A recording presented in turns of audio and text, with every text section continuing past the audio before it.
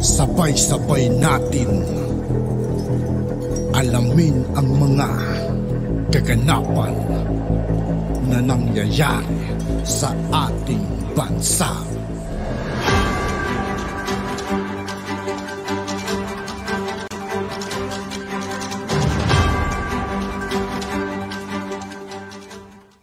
Yo, what's up mga kaibigan? This is I2K po again.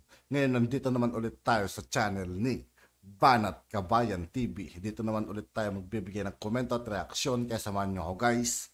Let's go! Pag-uusapan din po natin, no? Sinampahan na po ng DOJ itong si Pastor Kibuloy ng patong-patong na kaso. Pero masyasyak po kayo dahil DOJ Secretary Jesus Crispin Remulla said the decision came after a review of dismissal rape. O yung dinismiss po ng prosecutor sa Davao City. Yun po ang isinampa. Bad news, di ba?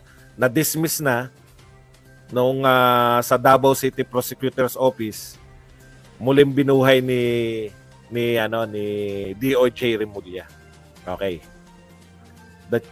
Mahirap magsalita tungkol sa nangyari pero alam naman natin na mahirap magdemanda sa isang lugar kung saan malakas ang kapangyarihan ng taong binabangga at mababangga, matatamaan. Kaya dito, pagalingan na ng attorney to. Ibig sabihin, yung sinampa pong kaso kay Kibuloy sa DOJ, dinismiss po yan ng prosecutor. Ngayon, hindi po ako abogado pero sa tingin ko, no, mapapaliwanag balang araw ng mga abogado yan. Baka bukas yan yung topic ni Attorney Trixie. Kasi ngayon lang to sinampa eh. Okay. The alleged sexual abuse and other crimes happened in 2014 and the charges were filed at the prosecutor's office in 2019. Yan. Dinismiss ito ng Office of the City Prosecutor ng Davao at sa masusing pag-aaral, nakita natin talaga na mabigat ang basehan para ibigay at ilagay sa tama itong bagay na ito. So iko-correct ni Remulla ng DOJ yung pagdi-dismiss ng Davao Prosecutor's Office. Pwede ba to batong sa aking kaunting kaalaman, no? Kung korte po ang nagsabi kasi tatanungin niyo, 'di ba? Akala ko ba pag na-dismiss na yung kaso hindi na pwedeng kasuhan, 'di ba? Sabi mo ba dong no double jeopardy.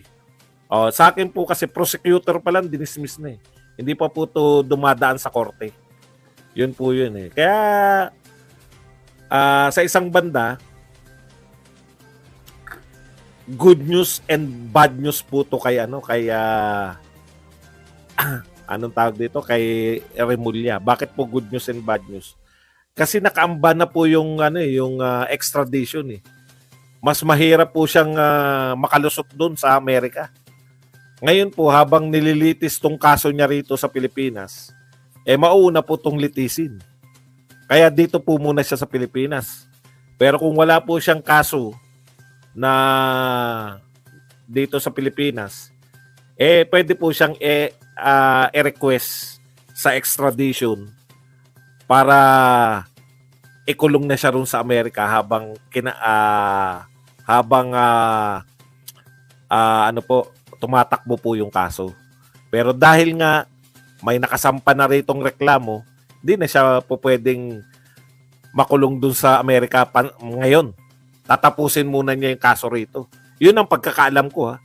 Alam nga namang dalawa yung inaatinan mo, dalawang bansa. Mas priority siya rito na dito siya muna mag-stay. So mamimili siya. Kala mo mag-stay. Okay. Sa isang banda rin, dahil may nakasampa ng kaso, pwede nang unless na may papaliwanag ni Rizon Tiberos na kailangan si Pastor Kibuloy sa kanyang gagawing batas. 'Di ba? I-justify niya yun na kailangan umatin si Kibuloy ng hearing. May kaso na siya eh. Pwede na niyang talagang eto na lang ang pagtuunan ni Kibuloy ng yung kaso. Kinasuhan na ako diyan eh. Dito ko na sasagutin sa proper court. 'di ba? Parang napagbigyan din yung kagustuhan ni Kibuloy na sampahan siya ng kaso. Ang pinoproblema ko doon, yung na-dismiss na, binuhay na mag-uli ni Remulla, yun yung aabangan natin. Kung gaano kagaling to si Topacio na pa madidismiss niya. Galing magsalita eh. Sana ganun din siya talaga kagaling. Sa bagay, si Topacio naman hindi nawawalan ng kaso at halos lahat na ipapanalo niya. Kaya tiwala rin naman na tayo dyan kay Topacio. Okay.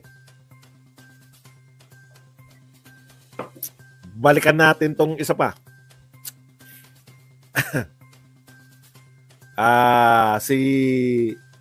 Yung nagaganap po sa Senate, no? Mukhang totoo nga po na may pagtatangka na matanggal na to si Zubiri bilang Senate President. Kaya lang, wala na rin siyang power eh. Kahit nakagather siya ng mga sapat na boto. Diyan kasi sa Senate Presidency, kung sino po ang makakuha ng 13 votes, 24 sila eh. Pag ikaw may 13 votes ka, ikaw ang Senate President. Kaya lang mabuhay po eh. Kita nyo ngayon. Dapat kasi at least majority ka eh. Kaya wala rin bigat to si Zubiri ngayon. Kung ako sa kanya, magre-resign na lang ako. Ibigay ko na sa iba eh. Bakit?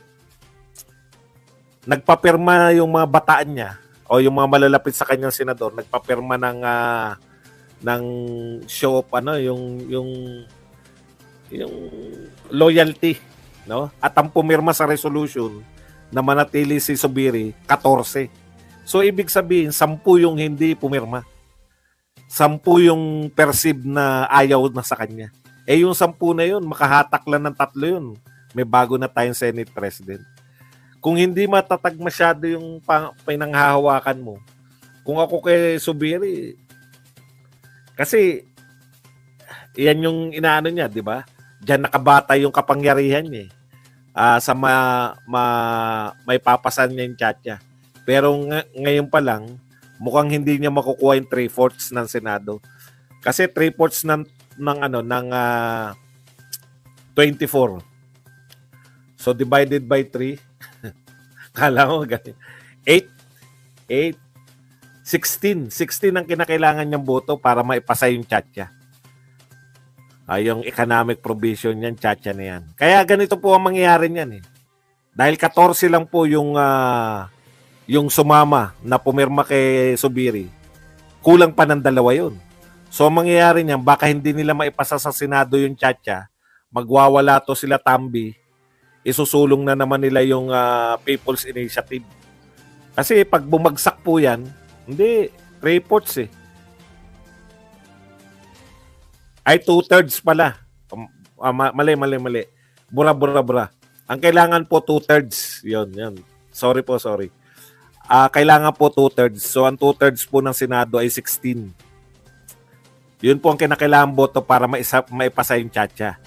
Kaya yan, kung 14 lang po yung naniniwala kay Zubiri, 16 po ang kinakailangan, kulang siya. Hindi po papasa yung tiyatya sa usual.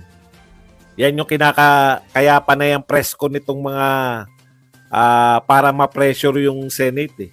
Panay presko nitong mga congressman. Wala namang epekto yung presko nyo dahil wala namang gano'n na. Mas marami pa nanonood sa rally. Kaysa sa presko ninyo. Sa totoo lang. Masabik yung mga tao na pakinggan nyo. Sino ba naman yung nagsasalita lang? Wala kang mabibigat doon, di ba? Oh. Pero mas gusto ng mga tao makaramdam. Alam nyo kasi nararamdaman sa rally.